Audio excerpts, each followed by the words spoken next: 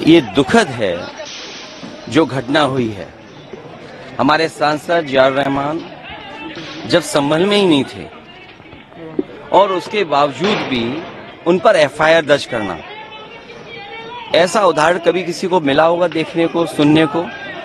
एक पुलिस अफसर ये कह रहा हो कि नेता बनना छोड़ दो, नेताओं का सहारा लेना छोड़ दो, किसके लिए भाषा थी वो?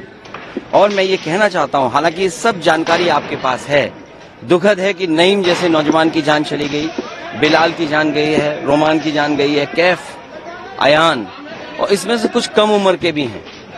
मुझे याद है जब मैं लखनऊ में प्रेस कर रहा था, उस समय जो जानकारी थी और जो जानकारी छिपाई जा रही थी, जब वहां पर लोकल स्तर से जानकारी हासिल हुई, तब मैंने कहा कि नईम की जान गई है और पुलिस की गोली से गई है।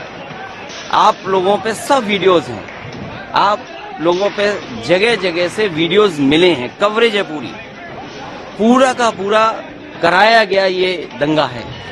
और किसने कराया? सरकार ने कराया, क्योंकि सरकार जो बेईमानी कर रही थी, सरकार जिसने वोट लूटा, सरकार ने जिसने मशीन पर ईवीएम की बटन बार बार पुलिस से दबाई, प्राइवेट ड्रेस में पुलिस लगाई, उस चुनाव में इनकी धांधली, इनकी चोरी न पकड़ी है, इसलिए जानबूझ करके संभल में घटना कराई है। और मैं पढ़ना चाहता हूं, संभल की शाही जामा मस्जिद के खिलाफ 19/11/2024 को सिविल जज चंदौसी संभल में एक याचिका डाली गई। कोर्ट ने दूसरे पक्ष की सुने बगैर उसी दिन 19/11/2024 को सर्वे के आदेश दे दिए। ताज्जुब तो इस बात का है कि ऑर्डर मिलने के बाद ही संभल के जिलाधिकारी, संभल के पुलिस अधीक्षक आदेश को पढ़े बगैर 2 घंटे बाद ही सर्वे के लिए पुलिस बल के साथ शाही जामा मस्जिद पहुंच गए। जामा मस्जिद की कमेटी, जनप्रतिनिधि, उलेमा इकराम, सभी अधिवक्ताओं ने सहयोग दिया। जिस समय पहली बार सर्वे हुआ है और कोर्ट के आदेश के बाद पूरा का पूरा सहयोग, जो भी वहां जिम्मेदार लोग थे, जो भी जिम्मेदार वहां पर मौके पे थे, सबने सहयोग किया।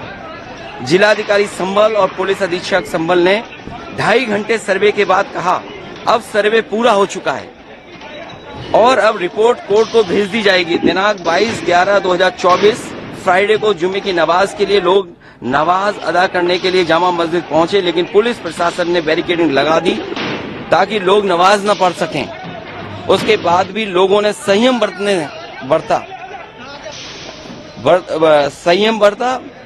नमाज अदा की और किसी प्रकार का विरोध प्रदर्शन नहीं हुआ, किसी तरह की विरोध नहीं हुआ। 29 तारीख को कोर्ट की अगली तारीख तय थी। शाही जामा मस्जिद की कमेटी और मुस्लिम समाज के सभी लोग कोर्ट के केस की पैरवी के लिए तैयारी कर रहे थे, परंतु दिनांक 23 तारीख को रात पुलिस प्रशासन द्वारा कहा गया कि 24 तारीख को यानी अगले दिन सुबह को दोबारा सर्वे किया जाएगा। आखिरकार पहले एक बार सर्वे हो गया।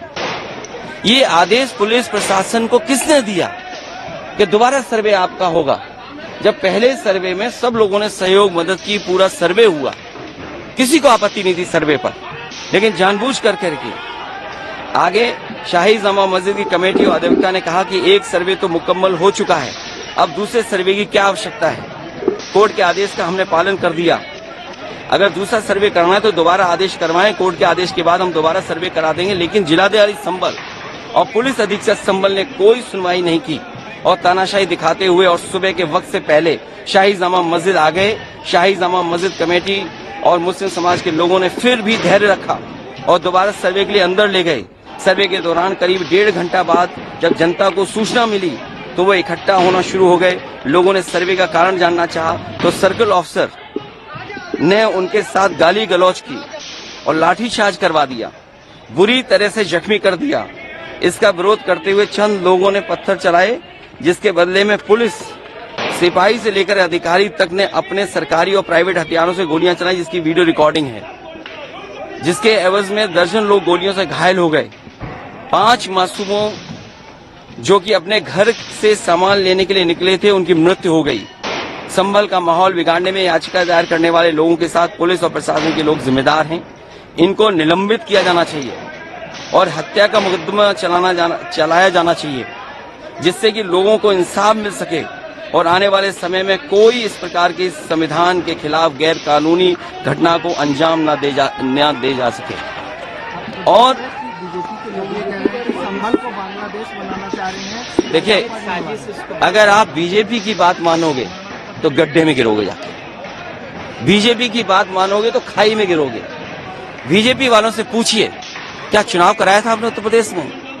कोई ऐसा मुसलमान भाई नहीं था जिसको इन्होंने रोका ना हो। लाठी से, बंदूकों से गाली गलौज की इन्होंने।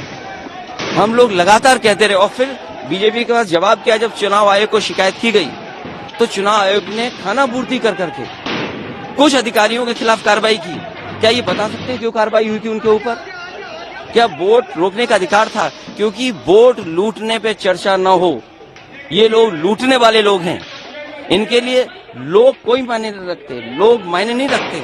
इन्होंने तंत्र से समर्थन लिया और तंत्र से ही अन्याय कर रहे हैं। उनका सीधा साधा फार्मूला है, पहले वो अन्याय करते हैं, अगर आप अन्याय का विरोध करोगे तो आप उन्हीं के अधिकारी आपके खिलाफ तमाम मुकदमे दर्ज करा देंगे। क्या जियाउल इस्लाम वहां थे? हमारे विधायक वहां थे और सांसद थे क्या वहां? जियाउर रहमान, कोई बता दे।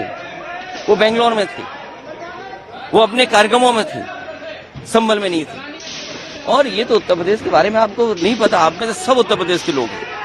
अगर प्रेस के लोग सच दिखा दें तो उन पे भी कार्रवाई हो जाती है। और मैंने अपनी प्रेस कॉन्फ्रेंस में कहा था कि बीजेपी के नेता ने कपड़े उतार करके प्रेस को मारा था, पूरे कपड़े उतार दिए थे। क्या कार्रवाई हुई बताइए आप? क्या प्रेस के लोग सुरक्षित हैं यूपी में? और अपना चुनाव जो लूटा है उसको छिपाने के लिए इन्होंने, सरकार ने जानबूझ करके किया है। कुछ लोग तो ये कहते हैं कि साबरमती फिल्म देख करके उन्हें लगा कि उन्हें भी बड़ा नेता बनना है, इसलिए ये सब कुछ कराया गया। सदन में इसको उठाएंगे। मैं हमारे सभी सांसद और तमाम विपक्ष के लोग इस सवाल को उठाना चाहते थे, लेकिन सदन में नहीं उठने का मौका दिया।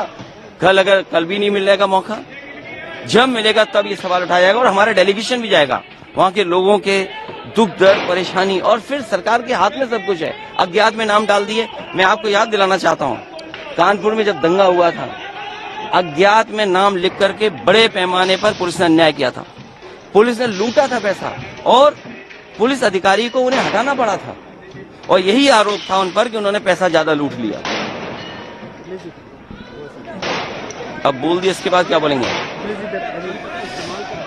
लोगों ने वोट नहीं डाला, तंत्र से ही उन्होंने वोट डाल दिया और तंत्र से ही रिकॉर्ड बना करके जीत हासिल कर ली।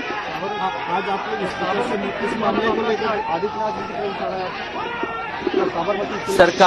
सरकार करा रही है। और आपको बहराइच का नहीं पता, उन्हीं के विधायक ने बीजेपी के अपने कैडर के ऊपर एफआईआर लगाई, और एफआईआर में देखिए धाराएं क्या लगी हैं। जब बीजेपी का विधायक कह रहा है, बीजेपी के कार्यकर्ता नेताओं पे आरोप लगा रहा है, और बाकायदा पीस कमेटियां बनती हैं, बाकायदा चीजें बातचीत से हल होती हैं। क्या जिलाधिकारी कप्तान ने कोई बातचीत की? जब उसका पक्ष तैयार था सर्वे के लिए, सर्वे आप कर लीजिए, आप रिपोर्ट लगा दीजिए। आप किसी की बात ही नहीं सुनना चाहते हैं कोर्ट में, आप अपनी मनमानी करना चाहते हैं। तो आखिरकार कौन निर्देश दे रहा है मनमानी के लिए? आखिरकार कहाँ ऐसी ताकत है जिसके आगे सब झुक रहे हैं और अन्याय कर रहे हैं? ये लगातार अन्याय उत्तर प्रदेश में हो रहा है। ये इसलिए हो रहा है क्योंकि अपनी नाकामी छिपाना चाहते हैं और सबसे ज्यादा कमजोर जो लोग हैं उनकी तरफ ही जाना चाहते हैं। धन्यवाद। तो उन पे एफआईआर दर्ज क्यों होगी या उनका नाम क्यों डाल दिया गया? मैं इसी संबंध में मिला हूँ, और अज्ञात में हजारों नाम डाल दिए। इसलिए डालेंगे, दबाव बना लें। और पुलिस तो जानते हो कैसे काम करती यूपी की। चलिए, बहुत धन्यवाद।